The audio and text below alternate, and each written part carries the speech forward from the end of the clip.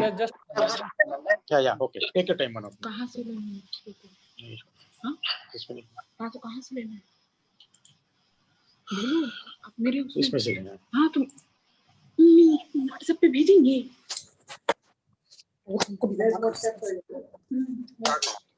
yeah, start now. We are good to go. Just yeah, okay. Take your time, Manu. कहाँ से लेना है? Yeah, I'm just about to start this course now. So just be here just in case when I Ramesh, first you have to start, admit some more in people. case I have any problem sharing the link, but they're still there. They're going to do the introduction, and just be in my office in case I have a problem with the sharing the. Yeah, start now. We are My green thing says share the screen, so that looks like it should be okay. I hope. Yeah, I'm just about to start this course now. So just be here just in case when I Ramesh, first you have to start, admit some more in people. case I have any problem sharing it's the link, but already done. they're still Automatically there. admitted. They're going to do the introduction, and just be in my office in case I have a problem with the sharing the. Yeah, start now. We are My green thing says share the screen, so that looks like it should be okay. I hope. Yeah, I'm just about to start We'll this. stop. So just be here just in case. Good morning, everyone. It's my honor and pleasure to invite the members, the spouses, and guests for the wonderful session on the home safety, first aid, and key defense training. We had been planning to do this event for quite some time. We have been waiting to get for a good instructor. Thanks to Mr. Ajay Singhvi, who was able to get Mr. Lance Winston.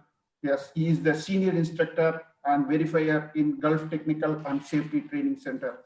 He is going to take us through on the home safety, first aid, key defense training. Thanks a lot, Mr. Lance, to come and share your thoughts on the home safety, first aid, and key defensive training. Before we start the event, next week, we are planning to have a session on technical session on share market analysis. It is learn and trade like a pro in technical analysis trading. So it is going to be a wonderful session. The initial session will be for 2 hours. After that, depends upon the members' interest. We might be carrying for 5 days or 6 days, depends upon the discussion we are going to have it with the instructor. Today, this session is going to be for the members, spouses, and their kids. We request all the members to encourage their kids and spouses to join for this. We are all aware that some of the basic home safety measures, but so many things we are not aware. If there is any fire happen or if there is anything happen in our residence, how to control, how to do it. So these are all the basic things each one of us should be aware. And this is a good opportunity Mr. Lance is going to provide as an insight what are the things we have to do in taking this measure. Without taking much time, now I'll hand over the stage to Mr. Ramesh Deve, who is going to introduce Mr. Lance about his profile. Over to you, Mr. Ramesh.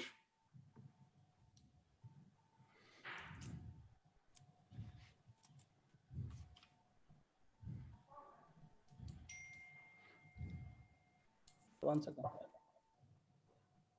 Good morning, everyone. Thanks, Mr. Krishnan. So it is my privilege and honor to introduce today's speaker and the instructor, Mr. Lance Gunston. Mr. Lance is the head of instructor at Gulf Technical and Safety Training Center. Prior to that, he was senior instructor and verifier. Mr. Lance is responsible for the training delivery of survival and HSE related programs for personnel, mainly from oil and gas industries. Courses includes helicopter landing, helicopter training, helicopter refueling, basic and advanced first aid, lifeboat crosswind, sea survival, gas testing, chemical handling, etc. He is also accountable for the quality and verification of instructor in their assessment process as a qualified IQ verifier from SQA. He also conduct the instructor verification for new as well as for existing instruction for new courses, which includes fire safety, sea survival, marine, first aid, emergency response, aviation safety, rescue of height, health and safety, lifting and crane operations, etc. Lance has conducted many training courses. I would just mention very few. he is also like conducting training for helicopter operation familiarization, which includes helicopter risk and hazard, helicopter performance, helicopter communication controls, shutdown procedures, etc. He is also conducted training for train the trainer, basic first aid, basic and safety features, basic firefighting, customer care, etc. He is also having a wonderful professional experience where he has worked. Currently, he is working for Gulf Technical and Safety Training Center. Prior to that, he has worked for RYA Windsurfing Center in UK. Also, he was the instructor at Hyde House Country Club, England. Prior to that, he has also worked for England, Thamesman and Amersham Swimming Baths, England, and many other countries like Austria, Norway, Italy. So we have a person who has vast amount of experience in this field, who can guide us in basic safety, how to take care of our health, environment, and safety aspects. So we are very happy to introduce Mr. Lance. Please join me to welcome him for today's session. Over to you, Mr. Lance. Thank you. Okay. Well, thank you for that incredible introduction. You've really built me up. So, yeah, just so you can see me, my name is Lance, and I think that introduction was enough. I don't need to elaborate on that. I'm going to hope you, if you can't hear me, if you can't see the presentation, please interrupt. But I'm just going to share that the presentation with you. So I just want to check with the hosts that you can now see, everybody can see that welcome to GTSC safety awareness slide. Yep, okay, thank you. You all give me a thumb up, that's enough. So that's okay. So this course that we're going to go through is about safety awareness. And so the aim of this course is to increase your safety awareness regarding home safety, defensive driving, and also basic first aid. And that is also the 3 modules of the course. So there's 3 topics we're going to discuss here. The first one is home safety. A lot of accidents happen in the home, so home safety is important, especially now with the current COVID-19 situation. We're spending a lot more time at home. And even though maybe you might be back at work in your office, if you are accountants, our accountants are always have been working in our offices all during this lockdown. They were practically the only people coming into the office. However, your kids are at home, and maybe, I don't know if your schools are going back to school, but a lot of kids might still be doing education at home and not going to the school. So they're at home all day long. So the chance of getting involved in accidents is going to be increasing, of course. Now, defensive driving. Driving is one of the most dangerous things that we can do. It is a leading cause of accidental deaths anywhere in the world.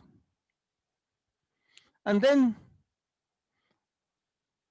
I'm going to give you a brief explanation about basic first aid, so that if any of you or your family members get involved in an accident, hopefully you can perform the basic first aid and to treat them before the arrival of the emergency services arrive, i.e. an ambulance.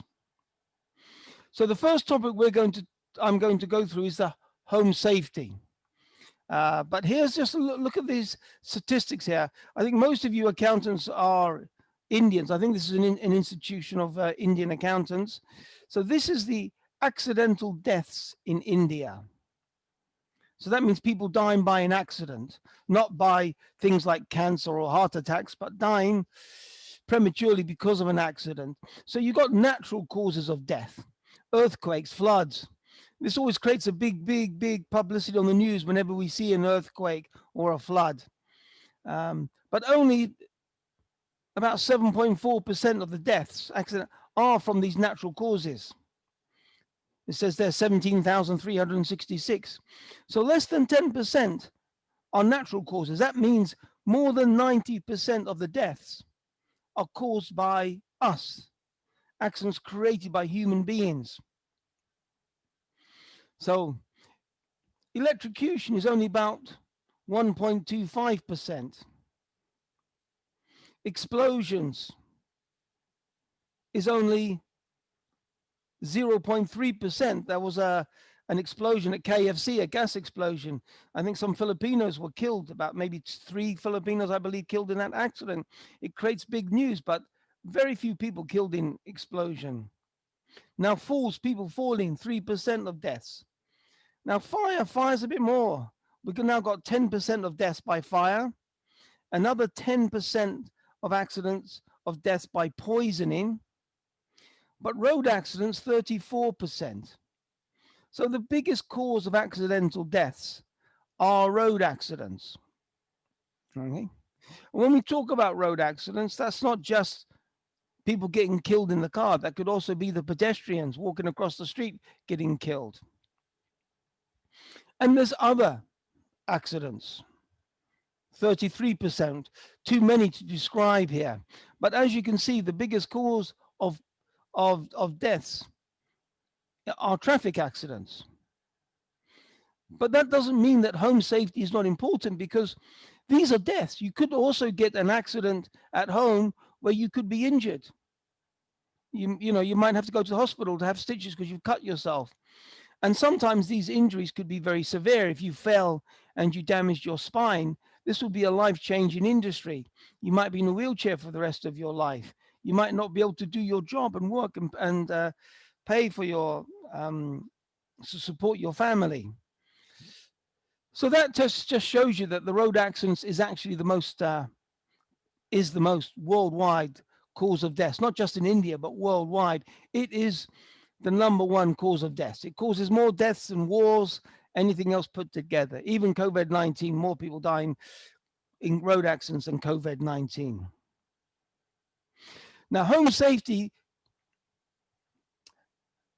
these are some of the hazards you may face. Now, a hazard is defined as something that has the potential to cause harm. It doesn't mean that it will cause harm, but it could cause harm given the right circumstances. You know, to give you a very simple example, if you cross the road, you could get hit by a car. So we know that there are cars driving on the road. We're aware there are cars driving on the road. So we look both ways. We look before we cross the road because we're human beings. However, if you're a dog or a camel, you don't know there are cars. So you just walk across the road without looking.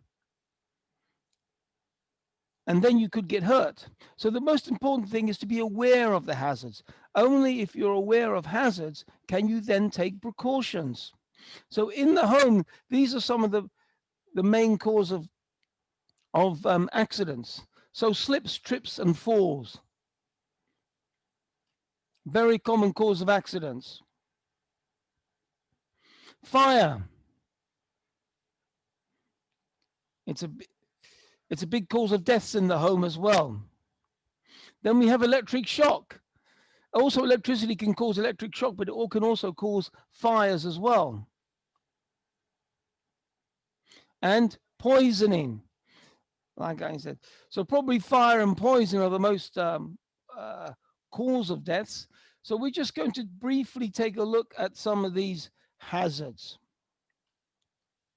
in a little bit more detail.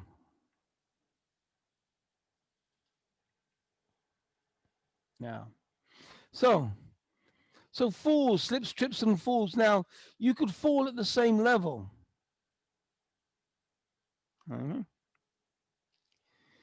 And you could fall from a different level. So falling at the same level is particularly vulnerable for people, for old people, and people that are maybe suffering from a medical condition where they can't balance properly.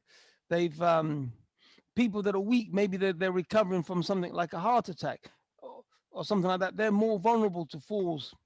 Now, falling at the same level what you might do is you might break your hip, or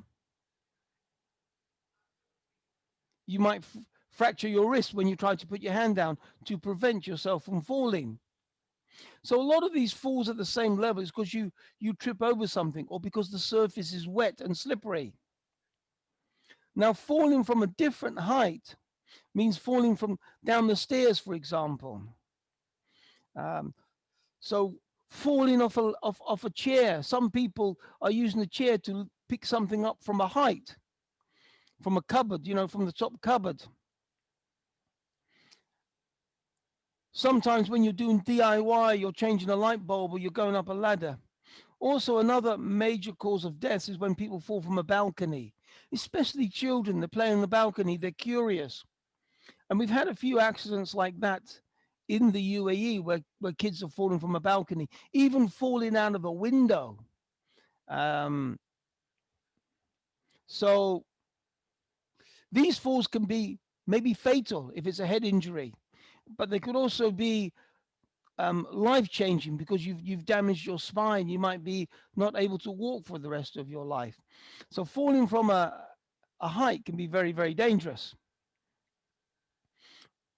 Obviously, one of the precautions is to I've been in Abu Dhabi for maybe now 16 years in my apartment, and they fitted locks onto all the windows in my apartment. When I first came here, there were not locks on the windows. But this is not just because my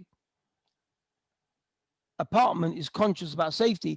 They've been told to do this by the government because children are falling out of windows. So you've got these locks on the windows. So it's very important that you should keep these locks locked so the children cannot accidentally open the window and fall out of it.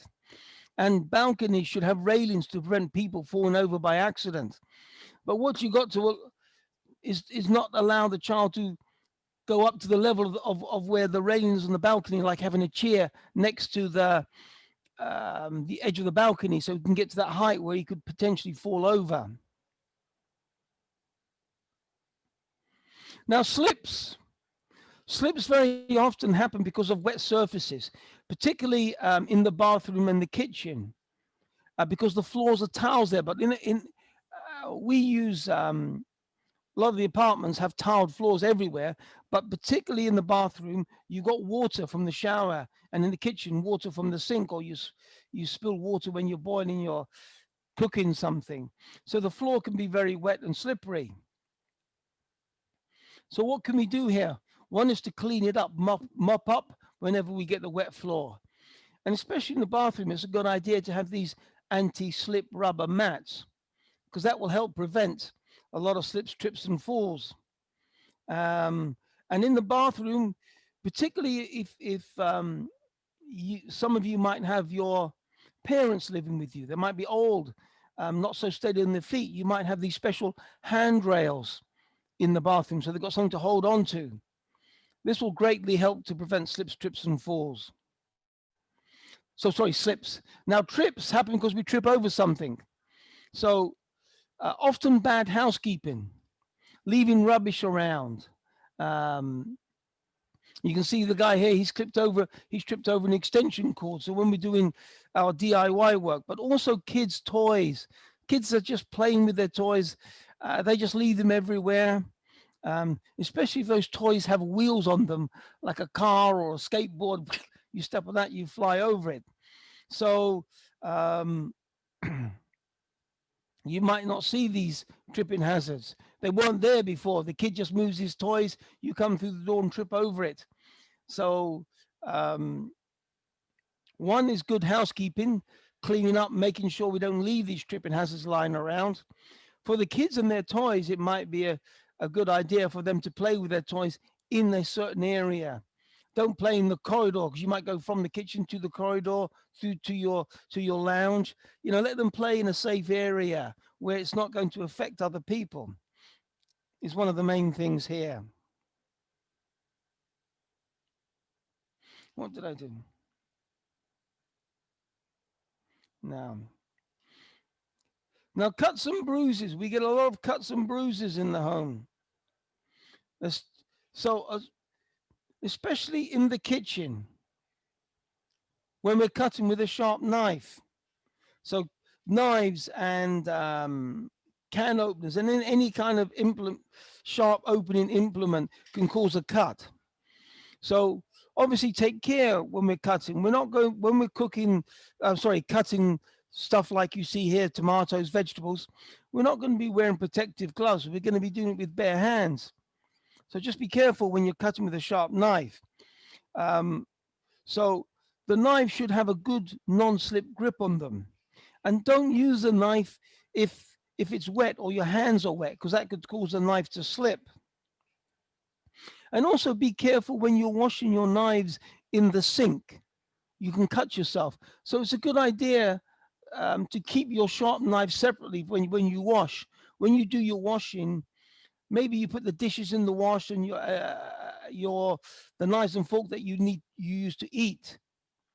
And you do all that washing, and at the very end you put your sharp knives and you wash them separately. So when you're washing the sharp knives, they are separate. You know, when you're washing your plates, you put your hand inside the sink and you suddenly touch the sharp knife and you cut yourself. So now children can cut themselves. They can fall off their bicycles, fall over, cut their knees, scrape their knees. But also sometimes they can cut themselves with things like pen knives and geometry tools, you know, like the things you use for mathematics to make a circle, what we call a compass. It's got a sharp point on it. They can stick that into them by accident. And also razor blades. You shouldn't actually, one thing you should not allow your kids to do is to sharpen a pencil with a razor blade or a sharp knife. You know, you should use one of those pencil sharpeners where you put the thing inside and turn the pencil sharpener around, because it's obviously protected. The blade is protected by the pencil sharpener. You basically don't allow kids to play with knives as well. That's a good, in fact, any kind of weapon. If this was a home safety for American, I would say don't allow your kids to play with your guns, weapons. You know, that's a major cause of child death in America. But out here in the UAE, we're not going around with guns here and keeping guns in our home like the USA. Also, lots of cuts and bruises happen when we're doing DIY repairs. You know, you're using a tool like a hammer. You're banging a nail in and you might bang your thumb. That can be extremely painful. Maybe you're cutting something with a sharp knife, like that knife you see. We call that a Stanley knife in the UK. But those knives with those special, very sharp razor blades, or those retractable, very sharp razor blades, you're cutting something with that. You can easily cut yourself very, very easily. And especially be careful if you're using power tools. Now, probably here in the UAE, a lot of people are living in apartments and the maintenance is done by a maintenance company. So very often we're not using power tools here. And most of you guys, I think you're all like accountants, so your job is not involving using a power tool. But maybe if you're back at home in India, in your own home, if you've got anything like, especially something like a circular saw, for example, that is extremely dangerous. You can chop off your finger very, very quickly with those power tools. So you should read the manufacturer's instructions for these power tools very carefully. Most of these power tools have a safety guard to stop you sticking your finger there when you're doing that extremely dangerous cutting. And also when you're using power tools, it's a good idea to be wearing safety glasses, something to protect your eyes, because sometimes you might get a flying particle of wood or whatever you're cutting or drilling through. And that could easily, if it goes into your eye, it could cause damage to your eyes very, very easily. So wear safety glasses when you're using power tools. If you can, sometimes we need our fingers to be dexterous, but if you can, also wearing gloves is very good when you're using tools. Now, cleaning up broken glass.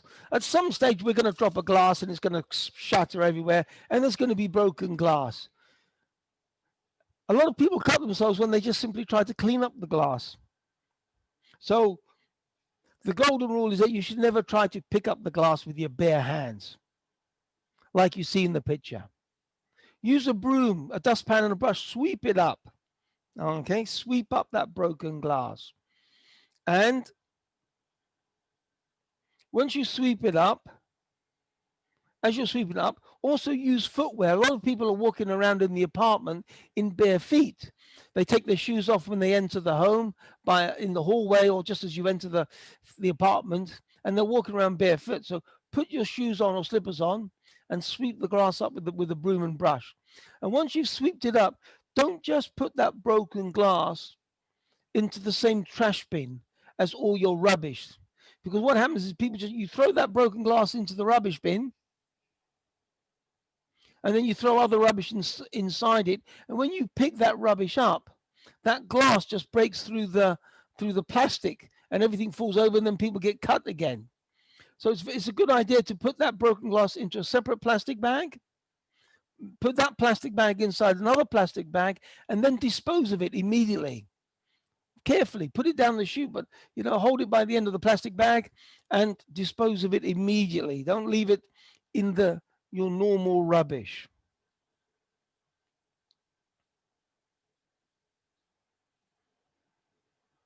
Okay. Now, fire is a major hazard anywhere. At home, at work, it can happen at school, it can happen while you're driving in the car, while you're on an airplane, while you're in a helicopter, anywhere. Okay. So what is fire? We think of something as fire as burning, but to have a fire, you have to have three things coming together in the right combination. You need oxygen to have a fire, and you need at least 16% oxygen to have a fire. Now, in the atmosphere, there's normally 21% oxygen. So to have less than 16% oxygen, you have to go into something like a confined space where there's no oxygen for us to breathe. So normally there's always enough oxygen to have a fire. The other thing is you need fuel, something that burns. And most of the substances we have will burn. Paper, wood, plastic, all this stuff will burn. And then there are chemicals that will burn, like petrol,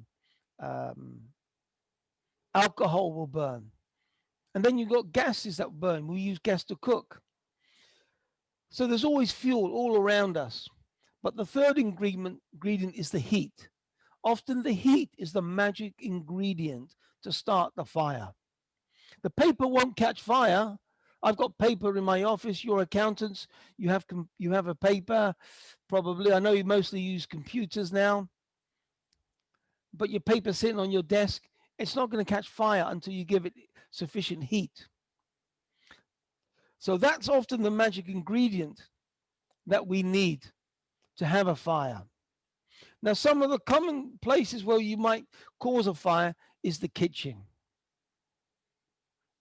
Obviously, in the kitchen, we've got the heat. We're heating something up on the stove, and also there's a naked flame there. So kitchen fires are a major cause of household fires, especially when you're cooking something with fat. You're frying something in the frying pan with fat, which is a very common way for Indians to do a lot of their cooking. So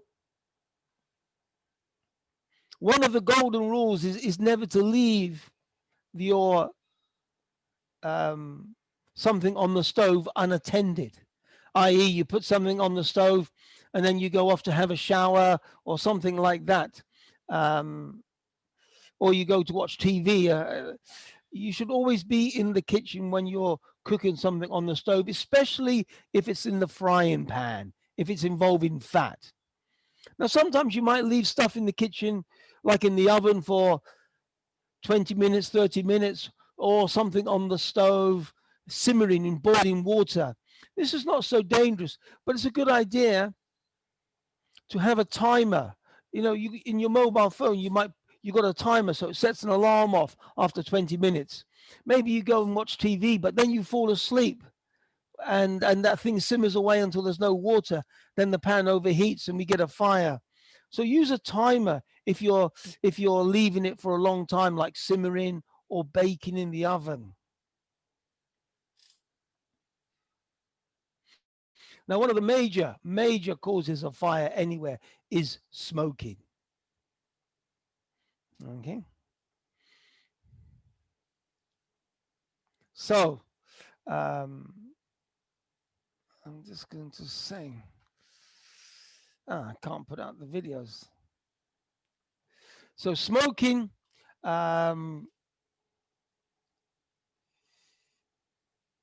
especially if you leave your cigarette burning unattended. So always put the cigarette out. Make sure you put it out completely. When you're smoking, then put it in an ashtray, and it's best to put it in a deep ashtray, so it just sits in that ashtray. And never smoke in the bed. Some people might smoke in the bed.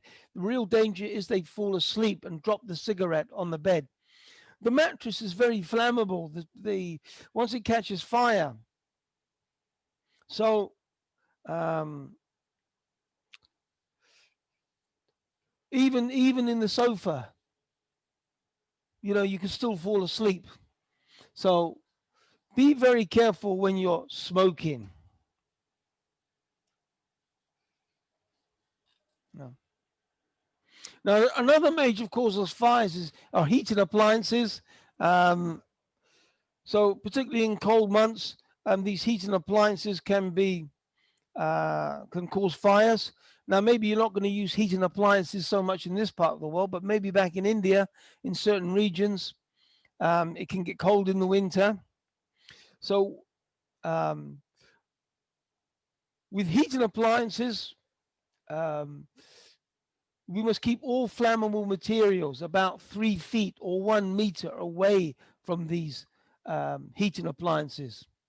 Don't put anything over the heating appliance to dry, like you got a wet towel. Oh, I'll put it over there to make it dry quickly. Keep everything about 3 to 1 meters away from it. And also don't allow children to play near a heating appliance. You know, they might kick it over. They might stick their hand inside and burn their fingers. So electricity is a major cause of fires. So never use any electrical appliance that has any faulty wiring. Too often here you see people take two bare wires, stick a screwdriver into the top of the plug socket and stick the 2 wires in there. Use proper connections, plugs. And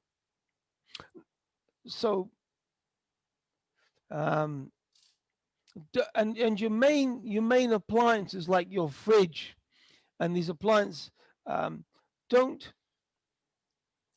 your cooker, don't use extension cords.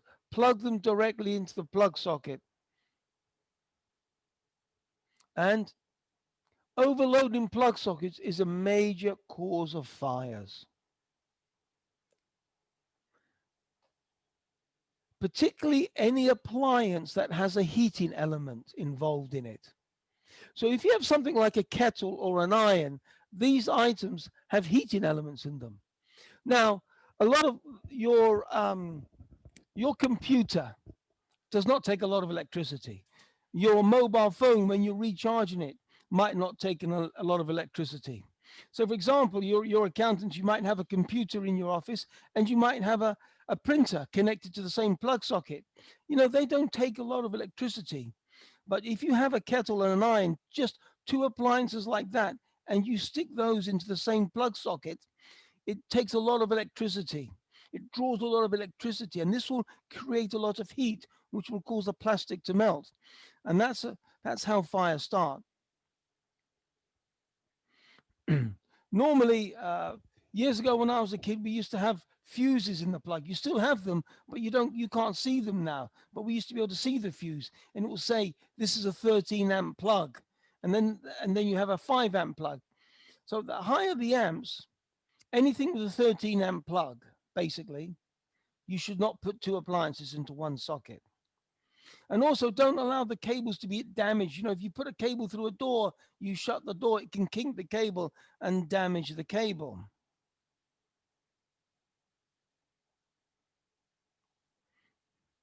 Now, open flames. Obviously, in the kitchen, there's open flames, but a very, very often cause of fires are candles, especially in Europe around Christmas time. Now, when we light candles for our Christmas decorations, but in India, especially Diwali, you're lighting candles. So keep candles at least 12 inches, 1 foot away from anything that will burn. The candle could fall over, catch a fire, cause the paper, cause a magazine to catch on fire. And you shouldn't leave candles burning unattended. You know, I know a lot of people during Diwali, they leave the candles out in the corridor by the front of their door. So that candle has not been attended. So you shouldn't leave your candles unattended. Now, so when you finish, blow them out if you're not going to be in the room. Don't leave candles in the same room with children if there's not an adult to supervise them. And also, don't use candles if you have a room with medical oxygen. So I said we need oxygen to have a fire. We need at least 16%. In the atmosphere, there's 21% oxygen. But in a medical oxygen cylinder, maybe if you have a parent taking oxygen, those oxygen cylinders have about 99% oxygen, pure oxygen inside. So if that was to leak, it increases the oxygen and it makes the flames burn much higher ferociously. It can increase the ferocity of a fire. So if you've got a parent with oxygen, never put a candle in that room, even if the oxygen is shut.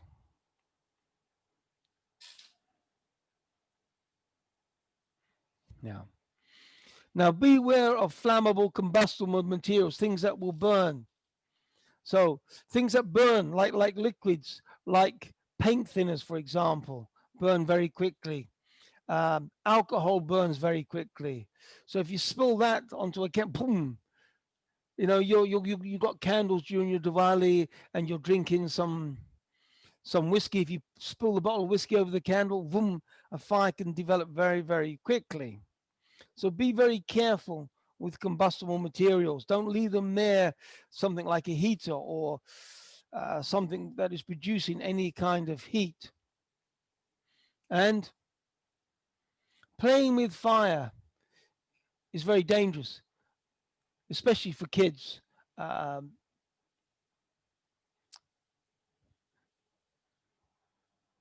Especially things like fireworks. In the UK, we have a big firework in November called Guy Fawkes Day, when we celebrate when they tried to blow up our Houses of Parliament and tried to kill the Scottish King. So we have this big fireworks on this day.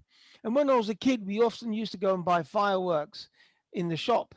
And we used to have the fireworks in our back garden. But more and more now, the communities are having these bigger firework displays like you see here on New Year's Day. So we go and watch a big firework display. And this helps to prevent children from playing with fireworks, especially at home. They want to open them. They want to try and use the firework before the big day.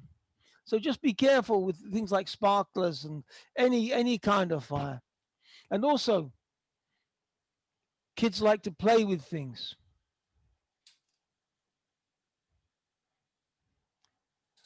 They're very curious. So if they find matches in the home, they might strike them. Even somebody like 2 years old can work out how to use a match. and they play with these things because they're very curious. So you should not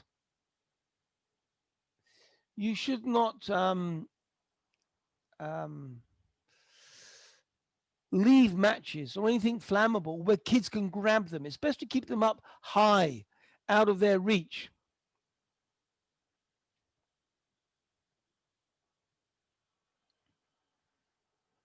So some basic precautions we can take for fire. Smoke detectors, they warn us of a fire. Now, actually, most house fires, most deaths due to house fires happen between midnight and 6 a.m. In other words, while people are sleeping. So people are sleeping. Now, most people who die in a fire do not die because they get burnt. They die because they inhale smoke, toxic inhalation. So what happens is they're sleeping, they inhale the smoke and suffocate because of that. And they don't wake up. So a smoke detector warns us, wakes us up so we can leave the building. And in most buildings now, we have to have smoke detectors, especially in the kitchen, which is the most likely place to have a fire. Also, having something to fight the fire, a fire extinguisher in your home is very important. Now, in my apartment, I have a fire extinguisher, and this is part of the law in this country, that your building has to provide a fire extinguisher. In my kitchen, I have what we call a CO2 fire extinguisher, carbon dioxide. And then also in the corridor, there are two extinguishers on the wall, a dry powder and a CO2. And there's also a hose reel on every floor. So we got this firefighting equipment. So being able to use that is also important. Oh. Now, if unfortunately you get burnt, also you could get burnt by, in the kitchen, if you touch a hot frying pan, you don't have to get burnt by a flame or by fire. You can just touch something very hot like an iron, or you can pour boiling water and scald yourself. Now, if you do get burnt, the treatment for burns is to apply cool water. Okay. It says there 10 to 15 minutes. Now, what you should do is apply water until the pain stops, basically. Until the pain stops. Now, there are levels of burns. What we call first degree, second degree, third degree burns. And third degree is the worst one. A first degree is a very mild, superficial. It's like sunburn or rope burn. A second degree burn is a blister on your hand. You touch a hot frying pan. That's a second degree burn. Now, the first and second degree burns, you can apply water until the pain stops. However, the third degree burn, when it goes through all the layers of the skin, is much more dangerous. And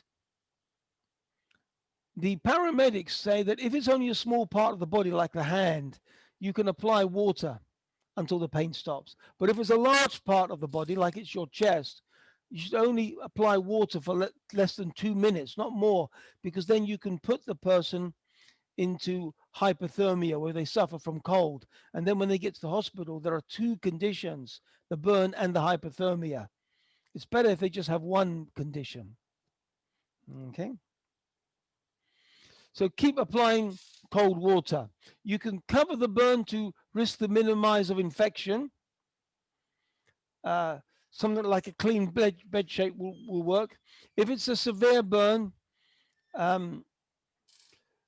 you should call the emergency services, call for an ambulance, get him to the hospital. And one golden rule is do not use any ointments. Housewives' tales about burns. Some people say put butter on the burn or something like that. If you put ointment on the burn, what it does, it traps the heat. It stops the heat from escaping. So if the heat can't escape, it's going to make it more painful for the person. So you should only apply water. Actually, when you get into the sea, if you get into cold water, you lose body temperature 25 times faster in water than you do on land. So the water is taking the heat away from your body. That's why you should only apply water if there's a burn. Now, the last home hazardous poison that I'm going to talk about. So there are two methods we can poison ourselves: either pills. Some people overdose on pills, but also children. They pick them up. They think they're Smarties. They think they're a sweet. Oh, I wonder what this tastes like. And the other thing is cleaning liquids like Clorox and other things that have chemicals in them. Look at those bottles. Oh, the one on the left, the yellow one. Oh, that looks like lemonade to a child. He might pick it up and clean it. So the best thing is to keep these out of reach, especially out of children. Keep them high, keep them out of sight. But now most people, where do you keep your cleaning liquids? Most people keep them under the sink. I keep mine under the sink, but I don't have any children. So especially when the children are very young and not aware that they shouldn't drink this stuff, you might want to actually not keep them under the sink. Keep them up on a higher shelf above the counter, one of the higher shelves, so they're out of the way, so people cannot, kids can't get their hands on them, basically. So, gentlemen, that was the session on the home safety. Yeah, it's just taking a little bit more than half an hour. That's okay. We're now going to move on to defensive driving. Now, like I said right at the beginning, driving is the leading cause of death. Lance, should we take questions here if anybody has, or You want to ask questions at the end of the session, at the end of each module, rather than at the very end? That's fine. You do it. Yeah. So anybody, I think there is one question which it has come on the chat. Lance, what will be the effect of using expired and good extinguishers? In the residence, generally, the house owners don't replace the expired and they don't replace it on time. Is it risky to keep the expired one?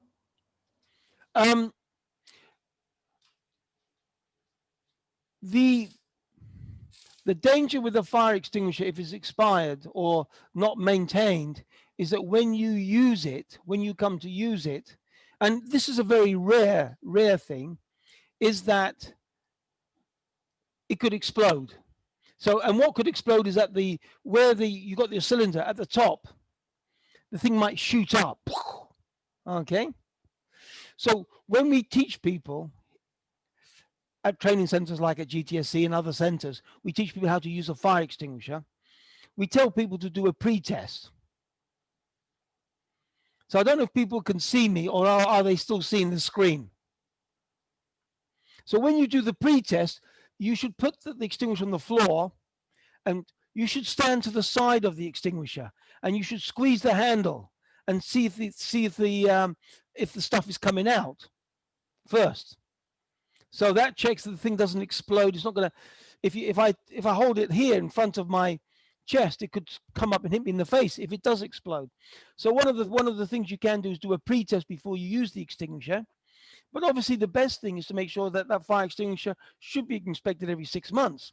And if it's an apartment building and those fire extinguishers are not inspected every 6 months, the municipality might give them a warning, get your fire extinguishers inspected. They'll initially give them a warning, get them inspected. And if they come back and they find they haven't been inspected, they might fine them, for example.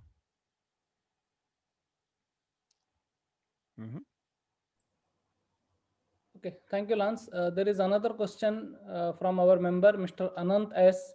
He is asking, how dangerous is the consumption of expired medicines, say 3 to 6 months of expiry?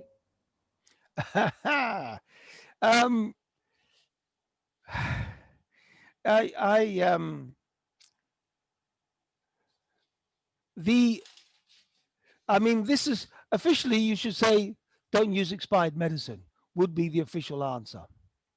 Or don't use anything that's expired. When it comes to medicine, obviously they're being extra cautious.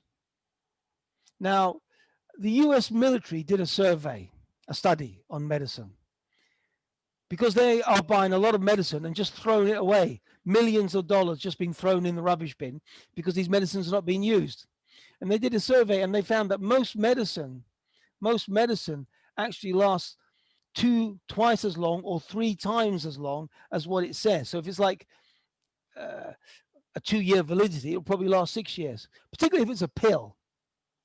If it's a liquid, it's more likely to be expire, shall I say. A liquid is more likely to expire than a pill. Pill, yeah. But don't take something like 5 years old, 10 years past its expiry. You know, if it's just gone a couple of months past its expiry, 6 months, 1 year, it's probably most 99% is going to be okay. Honey, yeah. Unless you've kept it in a very hot environment or something, you know. Mostly you're keeping these in your apartment in your AC. It's a relatively cool environment. Yeah. But just be a bit more careful if it's liquid like cough syrup or something like that. That's more likely to go off. Pills, okay. Yeah. Thanks, Lance. I think it's very important, also how we storage the medicine and in a, particular temperature. Thanks for this. Yeah. This wonderful. Like you say on the packaging, they will give you instructions about storage in the pills. But definitely keeping them in the car, for example. The car gets very hot inside. When you go in the car, it's hot. You haven't had the AC on, and that would be inappropriate to keep medicine in the car. But normally in the house, it's going to be fairly safe. But don't keep them on the shelf by the window where the heat can get to them as well. Thank you, Lance. There is another question by a member, Mr. Prakash, who's asking, we normally use toothpaste or ice cubes to minimize the burn. Is that okay? Okay. Again, toothpaste is an old wives' tale. It's one of those things. It's an ointment. It covers the wound. And stops the heat escaping. Now, you might use it. It's like an after treatment to soothe it. Like sunburn the next day, my skin, so it soothes it. But the immediate treatment is the water. Now, the ice cube doesn't cover it. The ice cube melts. So it's like applying water. Okay. But what they say is don't overcool the casualty. Don't overcool him because that could put him into shock. So you put too much, you cover him in ice, like you put, just putting a bit of ice on a burn is okay. And if you've got a throat burn inside your mouth, you can put an ice cube inside your mouth. But just put one. Don't put 20 ice cubes on the guy because that could put the guy to shock sometimes. Don't cool him. Thanks, Lance. So there is a comment on the previous answer on the fire extinguisher. Is it by Krishnan? You would like to ask? The comment is that about the inspection of the fire extinguisher. He said that I have never seen any inspection by municipality so far. Not sure about other buildings or participant. So what should be done? Should we approach them and tell them for the inspection? Normally, you in the building, I have a maintenance guy, or there's a maintenance company that do the maintenance. So if you see something wrong, you might talk to them. I know that I've seen a notice in my apartment saying remove all items from the corridor. People leave stuff in the corridor like bicycles or sometimes. And there's a notice there, because there's going to be an inspection. So that means the municipality are going to inspect the building. And so every, like 6 months or you suddenly get them, put up this notice, move this stuff, don't have anything in the corridor. Because all of that is if you have stuff in the corridor, it could be a tripping hazard when somebody's trying to escape because of a fire. They might fall over, twist their ankle, and then they can't escape from the building. Because if there is a fire in your building, you shouldn't use the elevators because they could get stuck. You might get a power shortage. You should always use the stairs. So the stairs should be free of any hazards. There should be no obstacles in the staircase. Sometimes you might find like a sink. The maintenance company have removed a broken sink and they put a new one and they've left it in the corridor. They've left it in the stair. There shouldn't be any obstructions in the stairway as well. People should be able to escape freely from that building in the event of a fire. Fine. Lance, we have observed that many times this insect killer spray are highly inflammable. So sometimes the ladies, while working in the kitchen and the gas is on, if they say cockroach, sometimes, they spray the insect killer, mosquito killer or the cockroach killer. So it might be very dangerous. So what do you suggest on this aspect? It's probably not a good idea to spray cockroach killer while you're cooking because it's poisonous, and if it goes into your food, it's not good for you. Even if you don't have a fire, it's poisonous, isn't it? It's a good idea. If you get a cockroach, try and kill it with by stepping on it, or if you got one of those little fly swappers, bang bang, kill it manually. Don't use a spray while you're cooking. Obviously, if you're not cooking, you might just be getting a glass of water from the kitchen. Then yes, you could use your cockroach spray. Thanks, Lance. So I believe there are no more questions now for this session. So we can take the second session, and then we will have another question answer session round again. Sure. Okay. Thanks. So, yeah, I don't know if you can see those blue lines on the screen. I don't know if somebody's done something with a pen, but anyway. So we're going to talk about defensive driving. So driving, road traffic accidents are the leading cause of deaths for children and young adults between the age of 5 to 29, particularly in that age group. But it's the number one cause of premature death. So approximately 1.35 million people die each year as a result of traffic crashes. So, and not only do people die, but people can get seriously injured. They might break their leg, which is not pleasant, but also they could receive brain damage from a head injury. They could have a spinal injury and then be for the rest of their life in the wheelchair. So it's your responsibility to make sure you're driving safely. And it's not just your safety, it's the safety of other people. If you cause an accident, somebody else could be killed. And that would then, you'd have to live with that conscience on your conscience for the rest of your life, that a family lost their father or somebody lost their children because of what you did. Okay. So defensive driving is an attitude, and I'll talk about that later. When I talk about defensive driving, but it's not just about knowing the rules of the road and being right. I'm right. I've got the right of way. If you're driving down the road and you got the right of way, but there's a big 10-wheeler truck coming from the right into your lane and he doesn't give way and you hit him, you're dead. You got the right of way. It doesn't matter. You're dead. You don't want to die. So if you drive defensively, that's more important than being right. So what I'm going to go through now are 10 top tips for driving safely. Okay. So these are some of the major causes of fatalities. Now, over 30% of auto fatalities are caused by people drunk driving. In other words, consuming alcohol. So now when you're drink alcohol, but also this could be people taking pills, sometimes even the medicines that you take because you're ill cause you to become drowsy. So what happens when you're intoxicated, it reduces your reaction time and it reduces your coordination.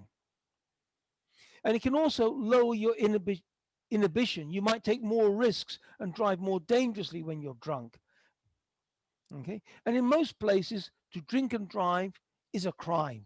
Even the UAE, this is a crime. You know, even if you don't get injured, you don't get killed, you can still lose your driving license. And you can still end up in jail, actually, in this country, if you're drunk driving as well. So how do we avoid this? Well, first of all, don't drink and drive. If you're going to go out, celebrate, have a few drinks, maybe you should have one of your friends who doesn't drink anything, what we call a designated driver. He's not going to drink anything. Maybe you went to work and there was an after office party. You didn't realize you're going to go and drink some alcohol, but you've had some alcohol to drink. Don't drive home, take a cab, you know. And I think, you know, here in the UAE, there is this facility where you can call a company and they will drive you home. Not only will they drive you home, somebody will drive your car for you. So tomorrow morning when you have to go to work, your car is at your apartment, you know. So you don't, the basic thing is you don't have to drink and drive at the same time.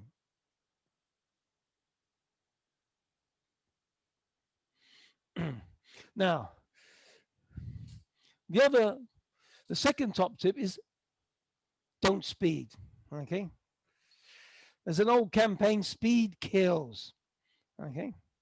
So, okay, speed kills. And obviously, the faster you're driving, if there is an accident, the chance of getting hurt more seriously greatly increases the faster you're driving.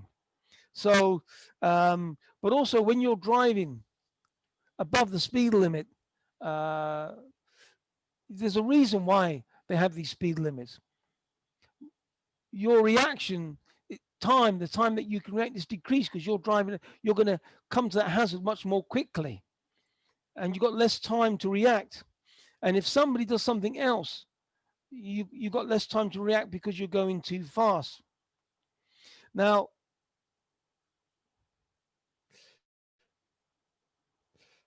even when you're driving slowly, even 10 miles, if you go 10 miles an hour faster, let's say you're going down the road and you're going to some car in front of you is going at 80 miles an hour and the speed limit is 100. I want to overtake him. I want to go faster. You're only going to save a few minutes on your journey. You know, that's what you have to realize. You're not going to save a great deal of time. You're not going to get there quicker just by a couple of minutes. And it's not worth it. The consequences are not worth it. And it's not just if you get into a car accident. It's not just that you can die. You've also got all the hassle of, if you get into an accident, you've got to wait for the police to arrive. You've got to make a police report. You've got to contact your insurance. You've got to take your car to be fixed and all this hassle. It's just not worth it because the time that you save is all wasted. Okay. So now the next hazard is avoid distractions. So probably one of the biggest distractions is using a mobile phone while you're driving, but that's not the only distraction. You could be using the radio, changing the channel on the radio. Sometimes people are looking at these maps on their satellite navigation on their mobile phone, trying to find out where they're going. Okay. So most places, most countries and the UAE have banned the use of mobile phones while you're driving. You could receive a heavy fine for this. You might think that talking and texting while driving isn't a big deal. But research has shown that a 20-year-old while driving and talking on a cell phone, his reaction his reaction time is the same as a 70-year-old driver. So a 20-year-old man suddenly becoming a 70-year-old man when he's driving. Okay, so it does reduce your reaction time. Eating, some women put makeup on while they're driving. All of these things are distractions. So, so don't allow yourself to be distracted. One important thing is to plan your journey ahead. Do you know where you're going to go? If you're going to try, you're trying to find some place that you don't know, get your Google map out and look at it before you start the journey, not when you're, oh, where do I go? Know exactly where you're going to turn left, where you're going to turn right, so you're not distracted. Your mobile phone, try to use a hand-free mobile phone. And depending how old your car is, but a lot of these new cars, your mobile phone can be linked into the radio. So when you get a phone call, it's just there on your radio. And a lot of these cars have these push buttons on their steering wheel so they can operate it from there. So basically, keep your eyes on the road. Keep your hands on the steering wheel.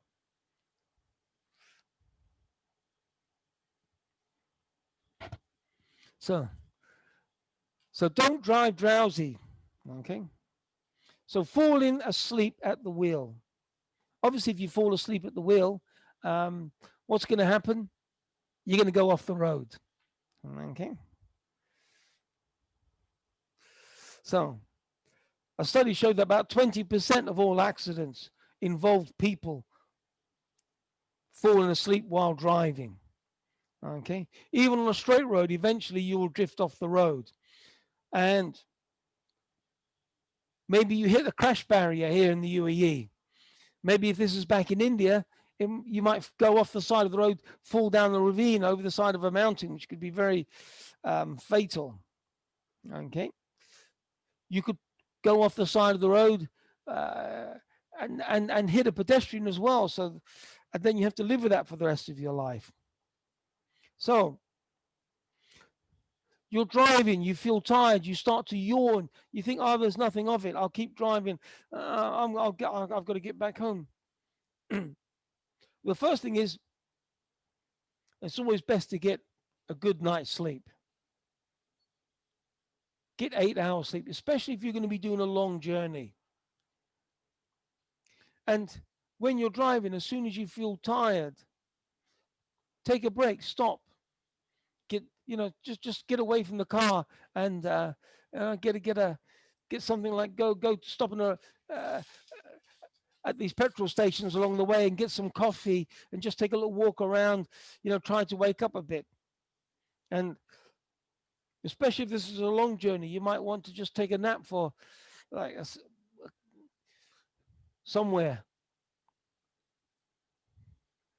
Even put the seat back and just sleep for about an hour or so you can then feel more alert. But try to always have a good night's sleep. And if you feel drowsy, let somebody else, if you've got somebody else in the car, your wife or anybody, let them drive the car as soon as you feel drowsy. It's a good idea to rotate the driver when you're doing a long drive, if you're driving 12 hours or something.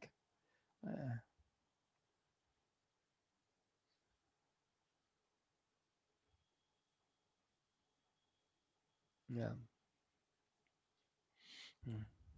Now, tip number 5 is to always wear your seatbelt. So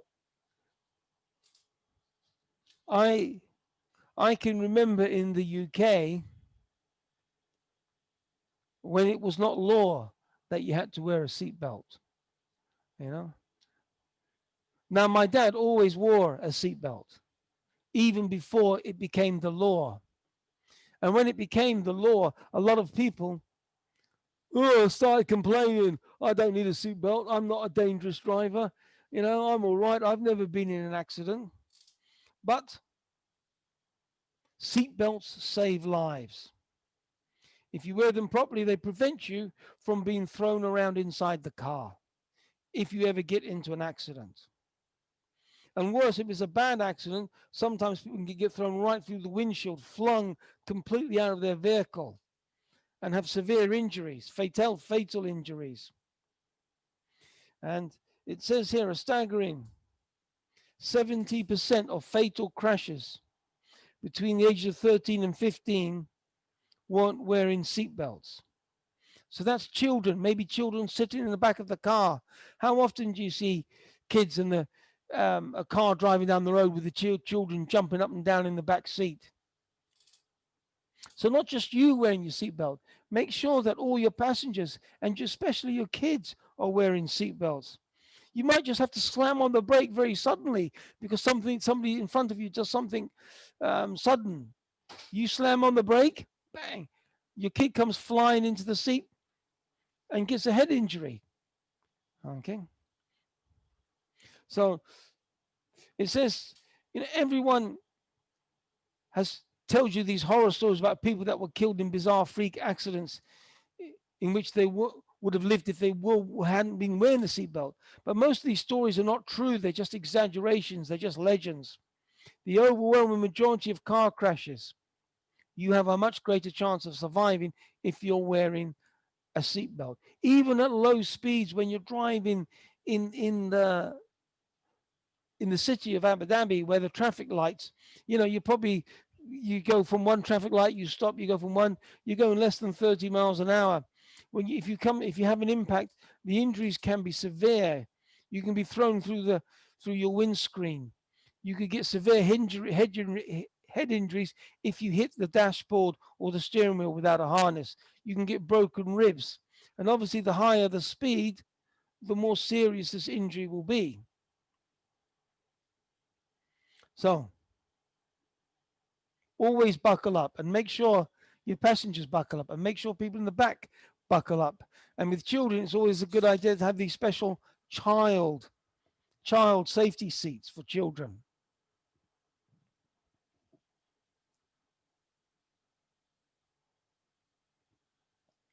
Yeah. Now be extra careful in bad weather. Okay. So bad weather, obviously here, one of the big things is fog, especially as we move to about October, November. That period of the year, is when you can get fog, especially in the morning.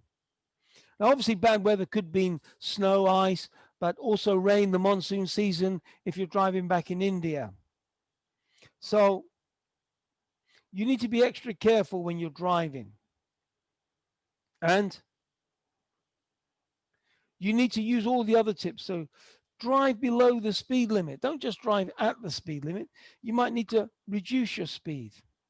You might want to give extra space between you and the car in front of you, especially in fog, because you can't see what the car in front of him is doing. Your visibility is greatly reduced. Okay, especially if you're driving where you don't know where you're going. If you're driving to work every day, you know the route, but when you don't know where you're going, drive even more cautiously. Okay. So maybe if you don't know where you're driving and there's another guy who knows where he's driving, maybe he should drive the car. And sometimes if the weather conditions gets worse, you might want to stop driving and wait for it to clear up. Fog normally clears up. And now in Abu Dhabi, there's a rule that if it's foggy, the school bus is not allowed to go to school until I think 10 o'clock or something. So, and be careful if you experience bad weather and you end up on the side of the road,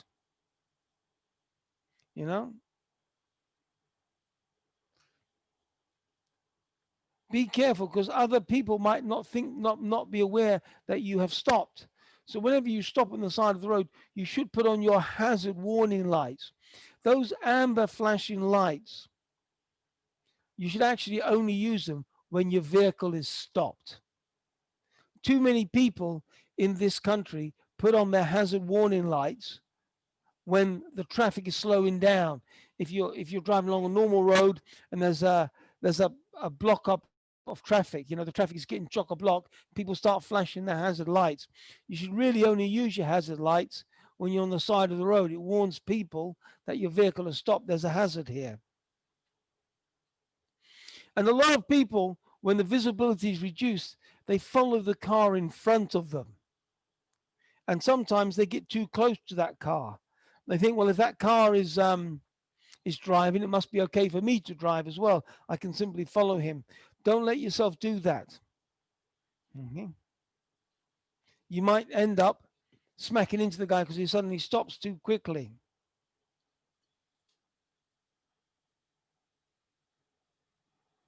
Now, the next tip is about keeping a safe distance. Now, this is probably one of the major causes of accidents here in this country. People driving too close to each other. A lot of minor accidents, like you just smash in and bump up the back of your car. I mean, we're not talking, these are minor injuries, but they're still, they're minor accidents, but they still cause hardship. You're not going to get to work on time. You have to wait for the police to arrive, and then you have to take your car to be fixed and repaired. So you need to drive with enough time for you to react. In case the driver in front of you does anything sudden, he suddenly brakes, he suddenly stops. So the golden rule here is to have a 3-second gap between you and the car in front. So how do you know there's a 3-second gap between you and the car in front? What you do is you look for something on the side of the road. So you see there's a tree on the side of the road. Maybe here there's a signpost. When the car goes past that signpost, you then start counting 100, 200, 300. Then you go past the tree. That means I've got my 3-second rule. The more you do this, the more you get used to what that 3-second gap is. Now, you should keep that. That gives you time to react. If I've got a 3-second gap between me and the car in front, and then another car jumps into that gap, I need to get myself further back from that. I need to keep a 3-second gap between that car and the car that just jumped in front of me. And that means I go back a bit further, but all I've lost on my journey is 1 second. That's all, because I've gone back. There's still a 3-second gap. If I drive to work and 60 cars jump in front of me, all I've added to my journey is 1 minute. People get agitated. Oh, a guy's jumped in front of me. I mustn't let this guy jump in front of me. They drive aggressively. So keep the 3-second gap. Don't get upset if somebody moves in front. Move back. You don't need to brake. You just need to take your foot off the accelerator until there's a 3-second gap and then maintain that speed. And when I drive to work, I drive every day from Abu Dhabi down Salam Street to GTSC. And as I drive down Salam Street, I keep a sensible gap between me and the car in front. Whenever I see the car in front, not just the car in front, but I can see when you're 3 seconds gap, you can see the car in front of you, you can see the car in front of him and the other car. And when I see those cars start to brake, I don't brake, I just take my foot off the accelerator. And 95% of the time, I don't brake. I drive all the way down Salam Street and I don't even touch my brake once. The guy in front of me, he's touching his brake 20, 30, 40 times and I haven't even touched it once. So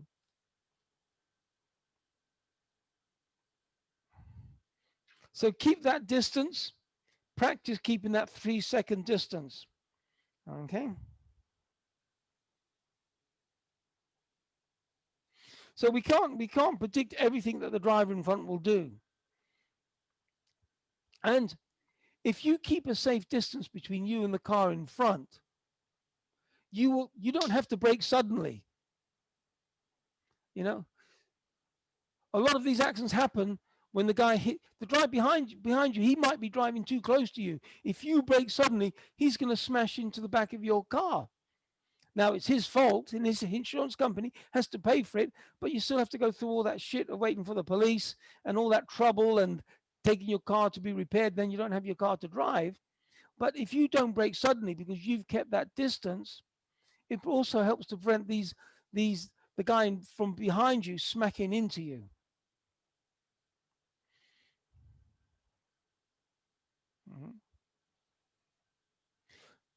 And when you keep that safe distance, like I said, you don't, it's not just that you see that you've got a safe distance between you and the car in front.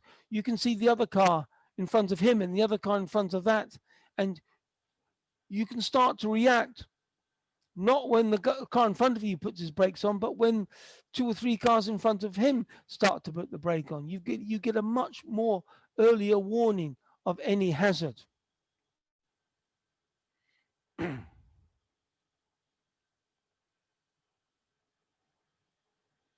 So, safety tip number 8 is watch out for the other guy. So it doesn't matter how safe you drive. There's always somebody else on the road, and he could do something that causes an accident.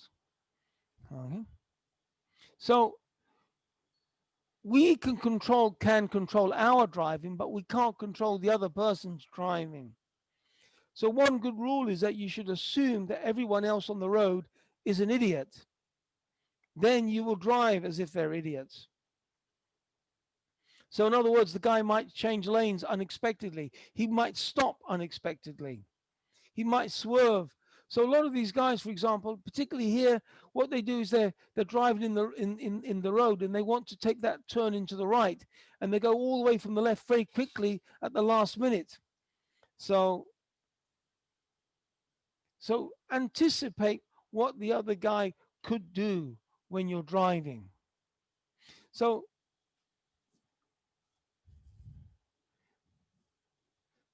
for example, when I drive to work every day in Musafa, especially when I come to GTSC on that last stretch of road to GTSC, there's a lot of learner drivers learning to drive the car. The driving schools, they take them around, particularly pretty close to where I work. And what do those learners do?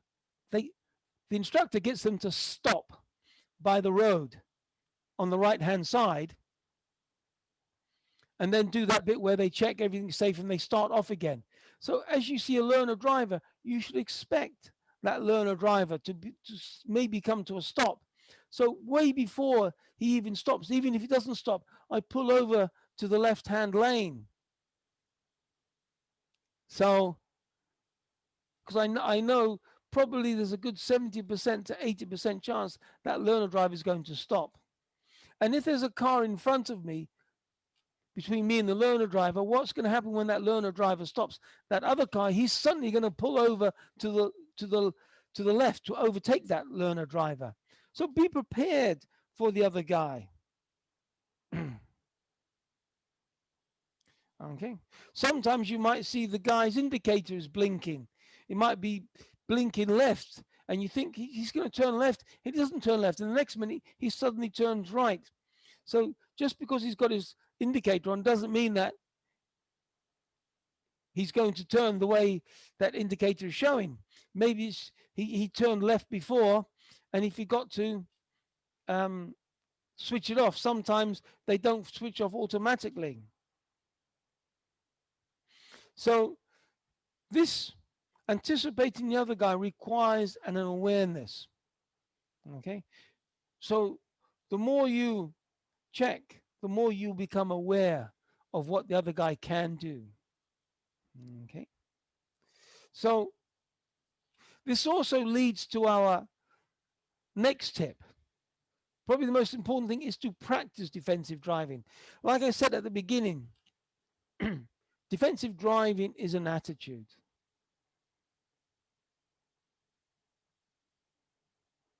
It's not about being right and having the right of way. It's about, I don't want to get in an accident. One, I don't want to get hurt. I don't want to get injured. I don't want to be worse, become dead. And also, I don't want to damage my car.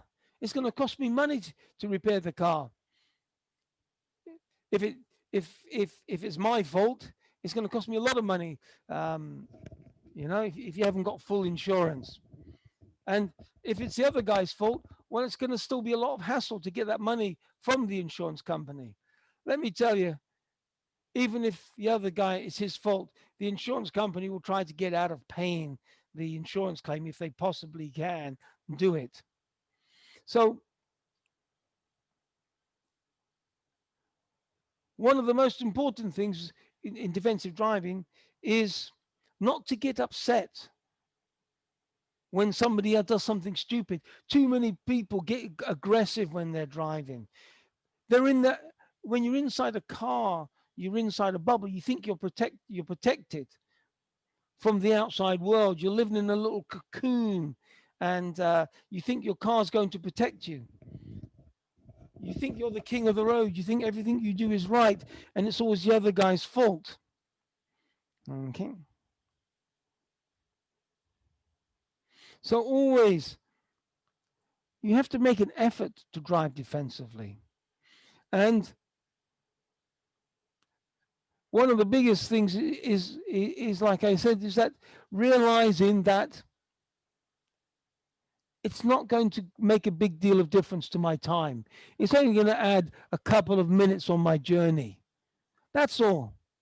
A couple of minutes is not going to kill me. It's not going to hurt me. But a car accident could hurt me. It could seriously injure me for the rest of my life, and it could end my life today. So obey the speed limit. Reduce your speed when the conditions are bad. Be a courteous driver. Let the other guy anticipate what the other guy is going to do. Let him move in front of you.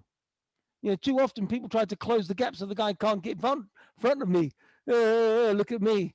Yeah, you can't get in that gap, can you? No. Always wear your seatbelt. Make sure your passengers wear your seatbelts. Keep that 3 distance gap between you and the car in front.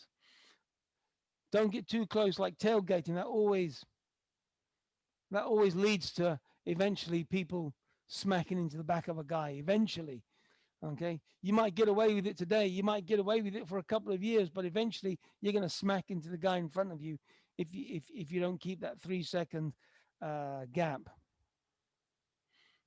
Don't drive when you're tired. Don't drive if you're under the influence of alcohol or even medicine that makes you drowsy. Some things like cough medicine can make you drowsy. Mm-hmm. Practice, practice, practice. Be patient. You don't own the road. This isn't your road. This isn't your private road. Everybody has the right to be on that road. Mm-hmm.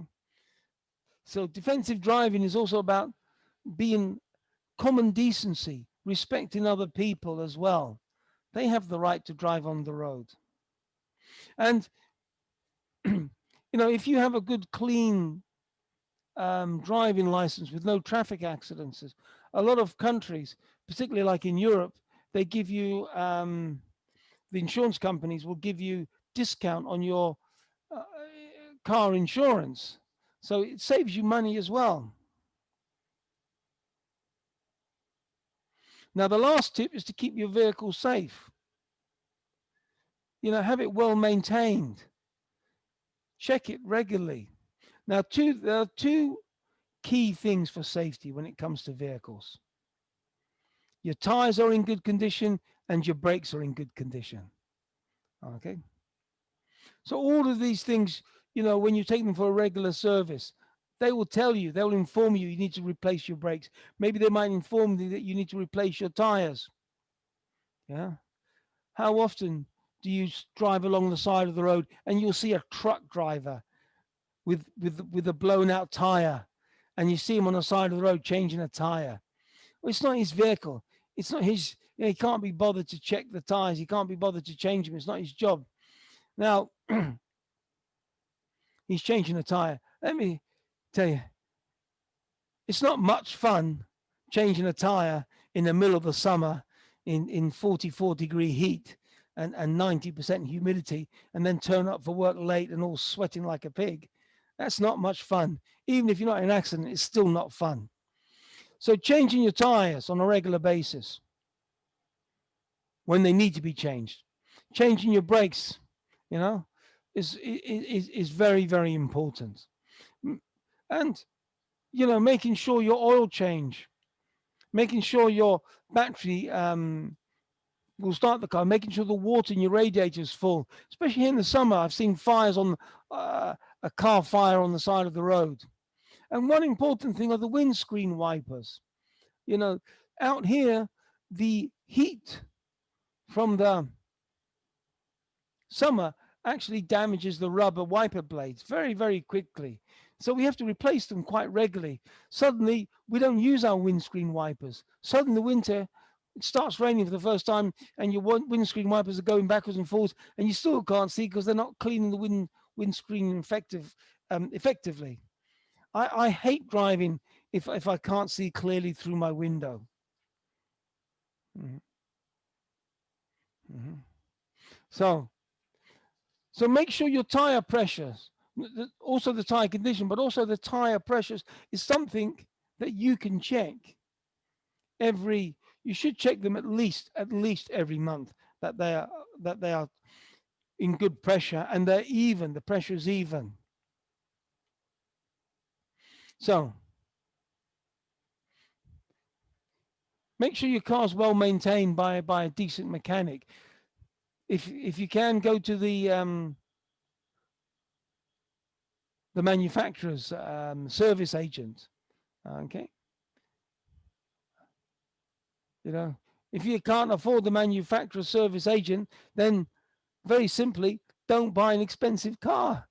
You know, get something like a Suzuki Swift. Yeah, I know it's very popular in India. I drive a Suzuki Swift, and all the Indians come up to me and say, "Oh, that's a nice car." It's very popular in India, and it's very cheap to maintain.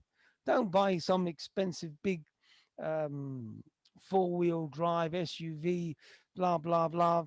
You know, that requires an arm and a leg just to keep it maintained. Follow their recommendations. When they tell you to change something, change it. And check your brakes, check your tires on a regular basis. Okay. So, gentlemen, that's the end of the defensive driving. Before we go to the first aid, I think we might want to have a Q&A session. Hello. Okay. Hi. Yes, Lance. Thank you. Thank you for the wonderful session on the driving tips. And we have two questions here.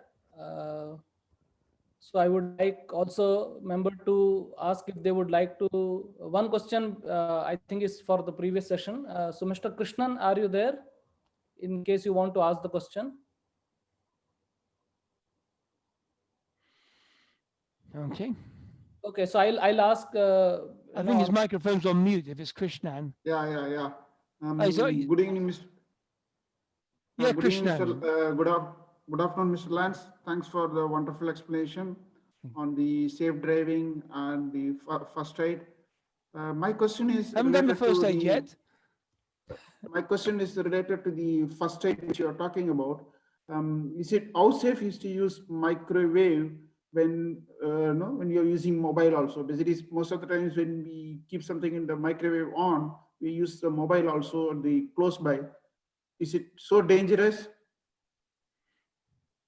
You mean talk to your mobile phone while you're on the microwave? Yeah. I'm to be honest, I'm not too sure about that. I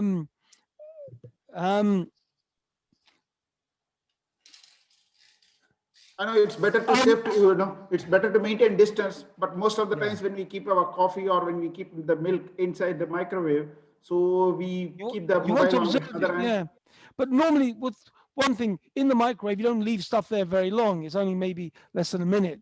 You can always just switch it or pause it while you make your mobile phone. But I've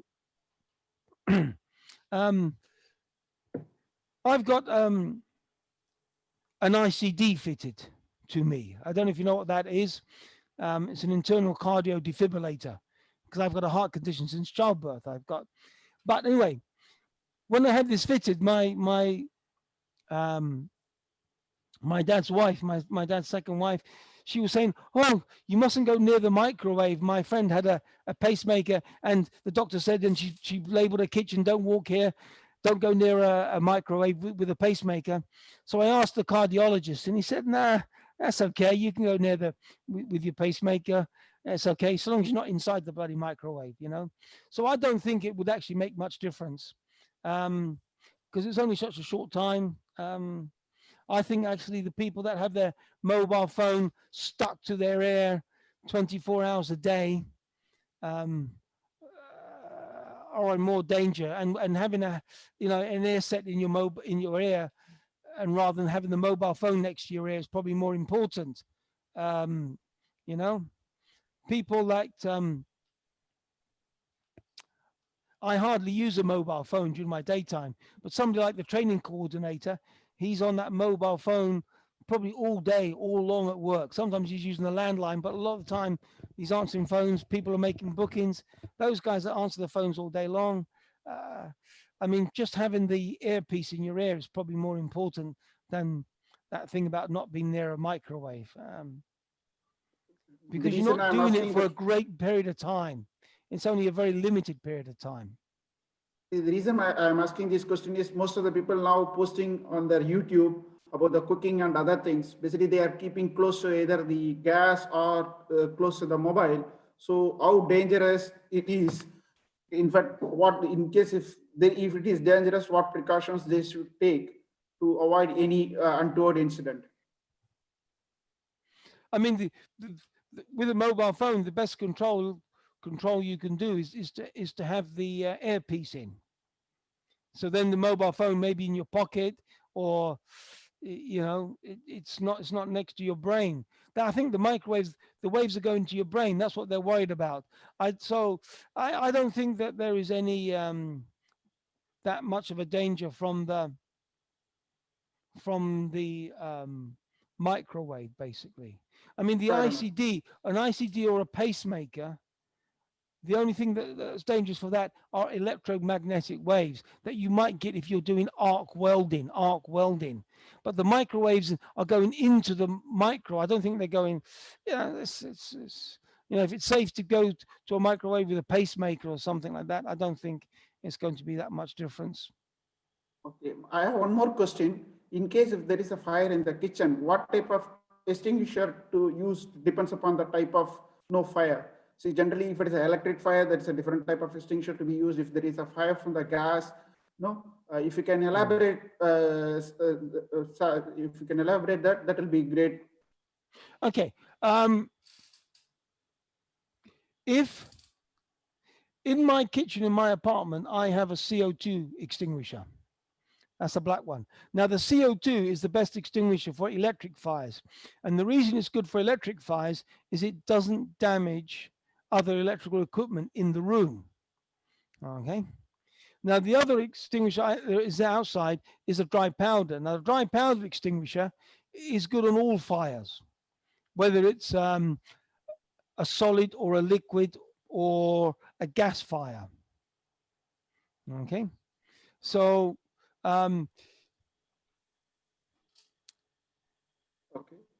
if it's the actual frying pan on fire, if it's like a saucepan or frying pan, often you can cover the fire. You can put the lid on it. So you might want to protect your hand with something so your hand doesn't get burnt, like a towel or something, and put the lid on it, because you starve it of oxygen. Okay. So to put a fire, you got your three things: your oxygen, fuel, and heat. And to put the fire out, all you have to do is remove one of those three sides of the triangle. So if you starve the oxygen, so you can put the lid on the saucepan. Another thing is you've got a fire blanket. You can put a blanket over it. If you've got a fire blanket in your apartment, that's not provided normally in the apartment. It's just the extinguisher by the company. I've got a dry powder, and you can use dry powder on a liquid fire. So you can use it on liquid, you can use it on a gas fire. Dry powder, CO2. You can use CO2 on liquid and dry powder. So CO2 is basically carbon dioxide, which is a Thanks a gas, lot, Lance. and it suppresses the oxygen. So the only danger when you use that extinguisher is that when the oxygen comes back, you can get reignition. So after you put the fire out, if it's safe, you might want to switch off the electricity, you know, or switch off the power. So if you can't get to the knob because there's a fire there, maybe there's a plug. You can switch it off at the plug socket. On my wall, there's a plug socket. If it's a gas fire, maybe there's a valve on the pipe that you can turn off. So by that way, you're starving it of the fuel, particularly if it's a gas fire as well. Thanks a lot, Lance. Thanks a lot for the clarification. Thank I'll you. let Thank you you, go back Lance. to Ramesh. Yeah, Lance, we will just take quickly one last question because I'm afraid we are running out of time. We just have 20 minutes and we have some announcement also to make at the end of the program. So probably Okay. we need to wrap up in 15 minutes, the next session. The question is about the use of microwave itself. Are the radiation dangerous for health? It is asked by Mr. Asraf Musba. I wouldn't think so. I mean, I'm not an expert with microwave cookers and the stuff, but I don't think they are. I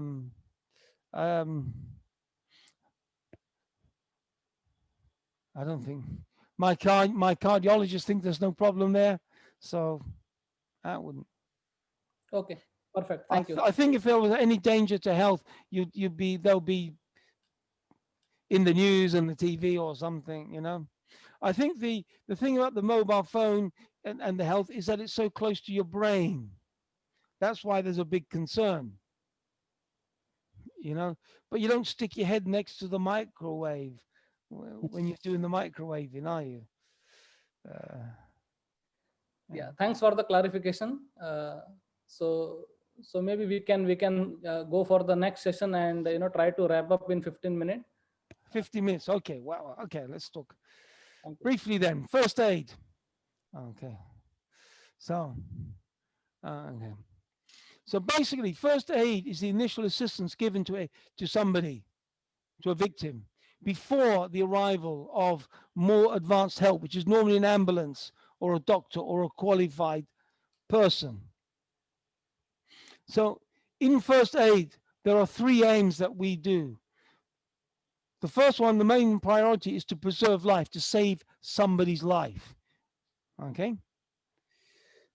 For example, somebody's collapsed, they're not breathing. We do the CPR. If we don't do that, they're going to die very quickly.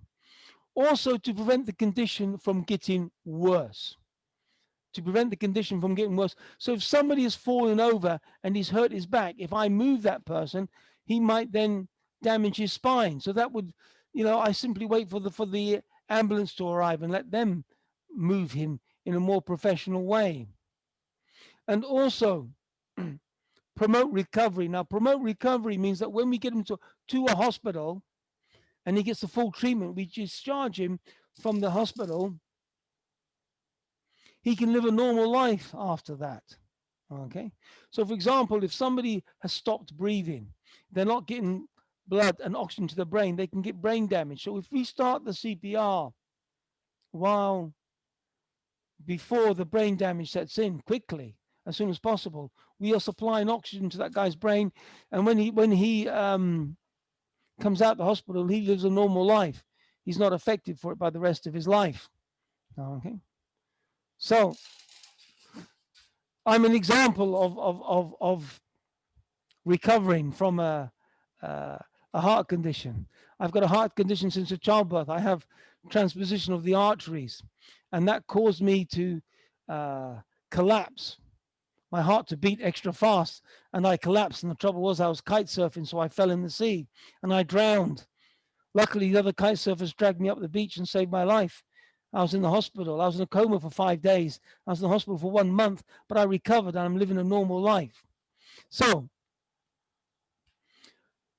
when we talk about somebody, you come across a casualty, there are three things we need to do. We need to assess the situation. And when we talk about assessing, we assess the situation, make sure it's safe, and then we assess the casualty.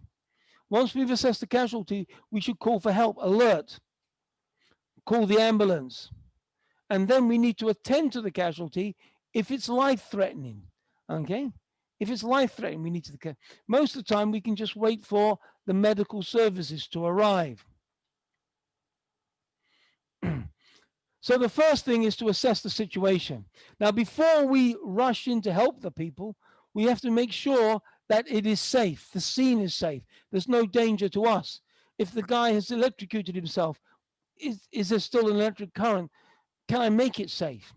If the scene is not safe, then we just call for help. We can't help the person. Then we have to check the casualty for any response. We have to check if he's breathing.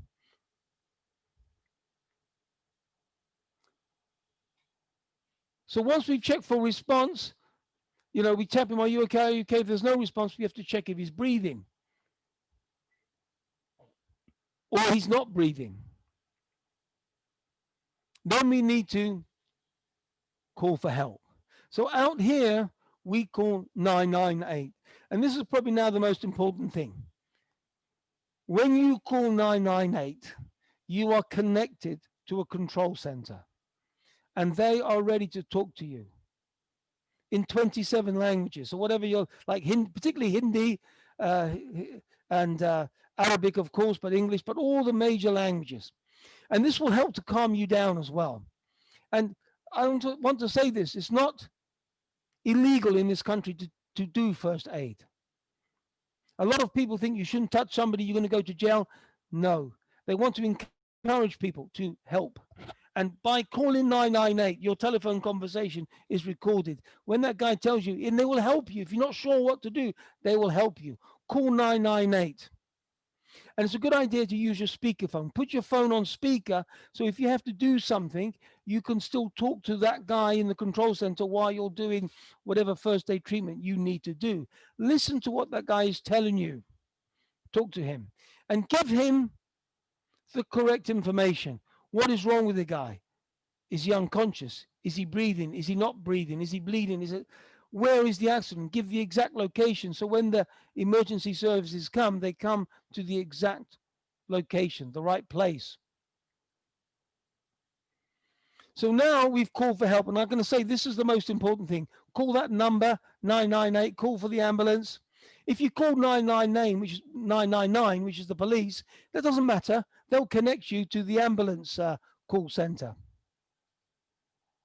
So now we need to attend to the guy. So basically, if the guy is unconscious, you tap him on the shoulder, you go, are you okay? Are you okay? You touch him, you tap him, there's no response, he's unconscious. Now, if he's breathing, now to check if he's breathing, just look at his chest, look at his stomach. If the stomach is rising up and down, he's breathing. Okay, so he's unconscious, he's breathing. We turn him like this into what we call the recovery position. We turn him on his side. Okay.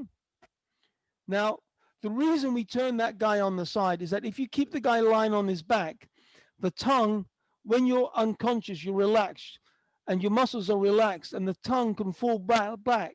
It can block the airways and he can stop breathing, which makes it more dangerous. So this way, it keeps the airways open so he keeps breathing.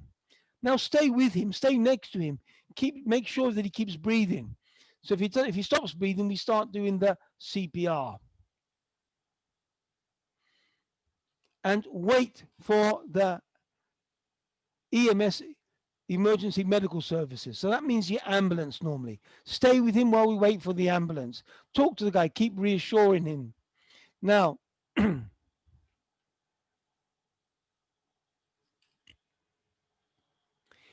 now, if he's unconscious and he's not breathing, we do CPR. So CPR stands for cardiopulmonary resuscitation. Cardio means the heart. Pulmonary means the lungs. Resuscitation to revive him. Now, what we're doing here, the heart is a pump. It's pumping the blood around the body. It pumps the blood around the lungs to get oxygen into the blood. Then it pumps it through the second chamber to go to the brain and the other parts, but particularly the brain. Without oxygen and blood, the brain will start to get will start to die, and you'll get brain damage. So what we're doing is we're pushing down on the heart. Now, full CPR, we do 30 chest compressions. So we push down 30 times, and we do 2 rescue breaths. That means we administrate 2 breaths to the victim. Now, I'm going to actually, where am I going to come to here? I thought I was going to share a video here, but I can't do it. Nope, I'm going to go back. I'm going to say stop sharing. Oops. Let me go back. I jumped to that. Kitchen, basic first aid. Severe bleeding. Choking, it's this one. Okay. Let me, so I'm just going to share this with you. This video shows you CPR. It's only 2 minutes long.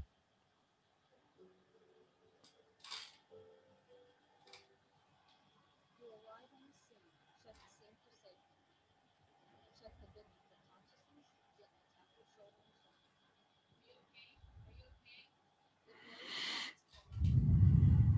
If no response, call 911. If the adult is lying on their stomach and the movements will be rapid, push release and hold flat surface. Check for bleeding and signs of life. Watch your chest for any normal movement. Look for signs of life and breathing for no movements in the trachea. No breathing or signs of life, begin CPR. Position the heel of one hand in the center of the adult's chest. Place your other hand on top. With your elbows locked and arms straight, lean over the adult's chest and compress the chest 2 inches in depth, 30 times.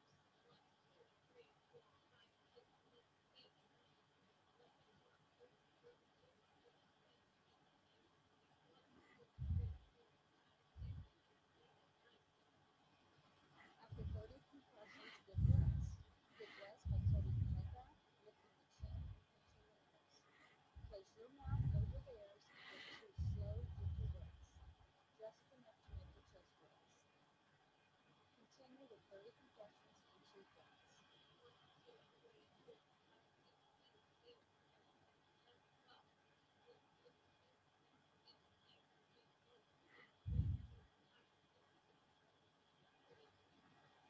until you see signs of life, another rescuer takes over, or help arrives.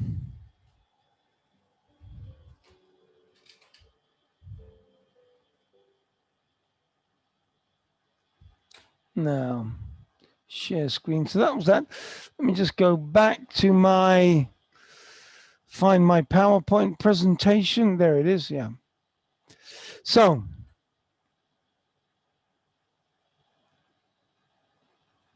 how's that going to go? Now, that video showed you how to do CPR.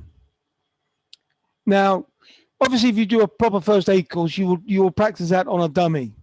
But if you haven't done a first aid course, for people that haven't done it, haven't practiced it on a dummy, what they recommend is that you just do the chest compressions. And when you phone these, the ambulance, you phone 998, often these call these control centers, not just here, but Europe and everywhere, they will then tell you they will advise you just to do the chest compressions. So when you push on the chest, you also draw oxygen into their lungs as well, a little bit. So it is beneficial just to do these chest compressions, especially if you haven't done the first aid course and practically done it on that mannequin that you just saw them demonstrating the video. You haven't had that experience. Sometimes you might be uncomfortable doing the mouth to mouth because you don't know the person, it's not a family member. Maybe we normally use barriers like a face mask or something, and you haven't got that. You can just do the chest compressions. Now, once you start doing CPR, you continue doing it. You don't stop until normally the ambulance, the emergency services arrive on the scene. Or you could stop if he starts breathing normally. Okay. So the first one is that the ambulance arrives. The second main one is that the guy starts breathing. Now, second reason, these two other reasons are more unlikely, but you become too exhausted, particularly if you're in the middle of the desert or somewhere. There's no, it takes a long time for the emergency services to arrive, and especially in the summer, you become simply too exhausted to continue. Hopefully, somebody else can continue for you. And sometimes the situation becomes too dangerous, a fire or something. We have to evacuate the area, but that's minor. So basically, call 998 and listen to them. And if you haven't done the first aid course and they're not breathing, you can at least do the chest compressions. Listen to the instructions from the control center. Now, another first aid that is very common you might have to treat is bleeding. So, people cut themselves with knives. We've all cut ourselves at one point. So, obviously, the more severe the bleeding, the more dangerous this is. If we lose about 1 liter of blood from our body, we are in a life-threatening situation. We can die. So if we cut our main arteries or a vein and the blood is coming out very, very quickly, obviously this is incredibly dangerous. We need to stop it. So to control bleeding is very simple. We apply direct pressure to the wound. So you can just hold it. You can apply the pressure yourself. If you're with somebody else, you might want to use gloves. So use a dressing. If you've got a first aid kit, you put a gauze pad, you put it on there, you got your gloves on, you hold that on there until the bleeding stops. If it doesn't stop and the first dressing becomes saturated in blood, do not remove it. Put another one on top and keep applying the pressure. Okay? And then you can wrap a bandage around there to hold that in place after the bleeding has stopped. If it's a severe cut that takes a long time to stop bleeding, you might have to go to the hospital, maybe to have some stitches in there, or else it might reopen and start bleeding again. But pressure, pressure, pressure is the answer to stop bleeding. And the last topic I was going to talk about in first aid is choking, because choking can happen in the home as well. Kids playing with toys can stick things in their throat and suddenly choke, and also an adult can choke. Now, if it's mild choking, the guy's having problems breathing, but he can speak, I'm choking, you should encourage the person to cough, cough, cough, cough. That will help to expel the thing out of the victim. Now, if it's severe, the guy, his face is turning to a different color, red or blue, then we have to perform what we call the Heimlich maneuver, which means we push on his stomach to force the thing out of his airways. So what I'm going to do now is I'm just going to share just another short video, very brief video. If I can find into that video. Yeah, here it is. That's that wrong video. Just 1 minute. I didn't want that. Stop sharing. Just 1 minute. Scheme. I'm going to go to the second one. Let me go back. Where am I? Where is my Zoom? Just give me now. I've got it. Zoom. Share. Here we go. So this is only a 1 minute video. Very, very brief.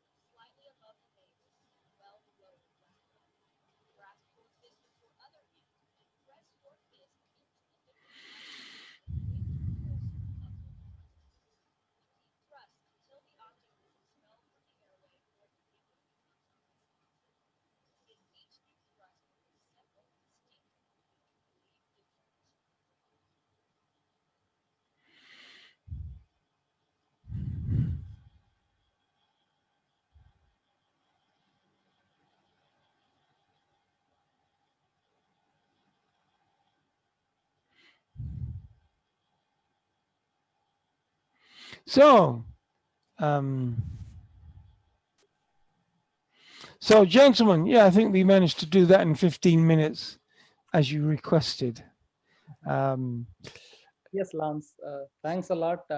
And thanks for the very wonderful session. We had lot of very important information, which is shared with our members. And I am sure everyone will be benefited and will try to follow it and apply in their day-to-day life so that we are safe and healthy. Yeah. Like I said, the CPR section of that video, you know, that's a sort of something that you might want to do at a training center. Now, there's lots of training centers, but particularly training centers like GTSC.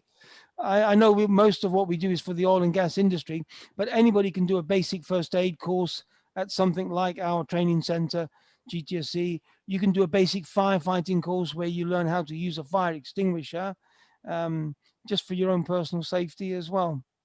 And Yeah. we do defensive driving courses, and I would recommend that for anybody if you have a company vehicle driver, anybody that drives a minibus with people, and he's responsible for those lives, could do the defensive driving course as well at centers like GTSC as well. And then anyway, that's the so thank you for giving me your attention, and I'm still here to answer any questions for anybody. Thank you, Lance. Indeed, we will share with our members the details of the courses, you know, if in case they would like to do it.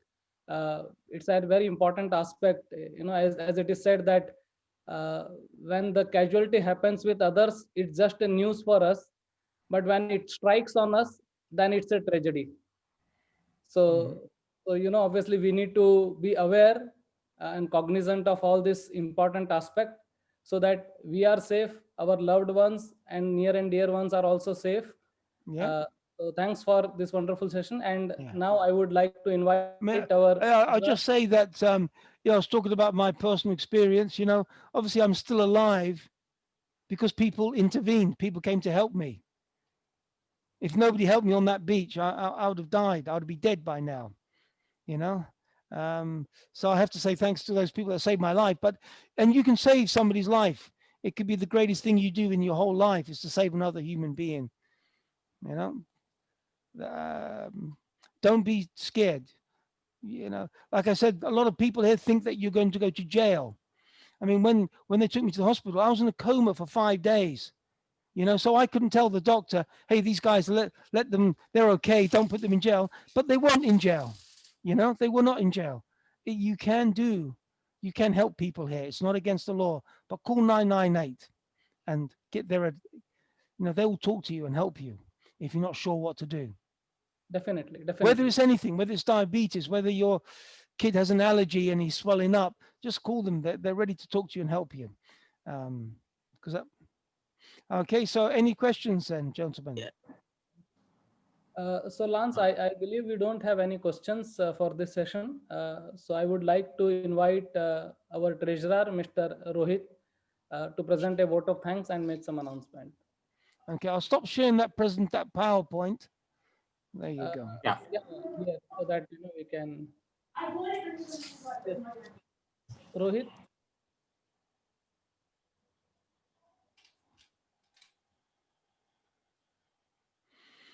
You need to unmute yourself.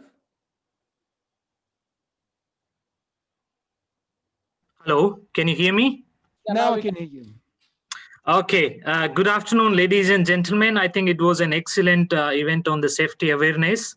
It's my privilege to be asked to propose vote of thanks for this session on behalf of the Managing Committee of ICAI Abu Dhabi chapter. We would like to express our sincere thanks to the speaker of this session, Mr. Lance Gunston, for sharing his for sparing his time, especially on the weekend morning, and to address our members and creating safety awareness amongst us. Carefulness costs you nothing. Carelessness may cost you your life. So be vigilant and follow the safety tips is basically the key takeaway from this session. Special thanks to all our sponsors for their continuous support to the chapter and the activities organized. thank you all the members for attending the session and making this event successful. As our secretary announced in the beginning that our next event on PDC would be on 12th of September on a very interesting topic on share market tips and tricks. So see you all in the next event. Till then, stay safe, stay healthy, and have a good rest of the weekend. Thank you, everyone. Thank you, Rohit. Thank you. And Lance, today happens to be the Teachers' Day. So thanks for giving this wonderful teachings to us about our life and the health and safety. So we would like to wish all our members today, the wonderful Teachers' Day. Thanks a lot. Have a safe day. Bye. Thank you. Thanks, Lance. Thanks all the Thank you, members.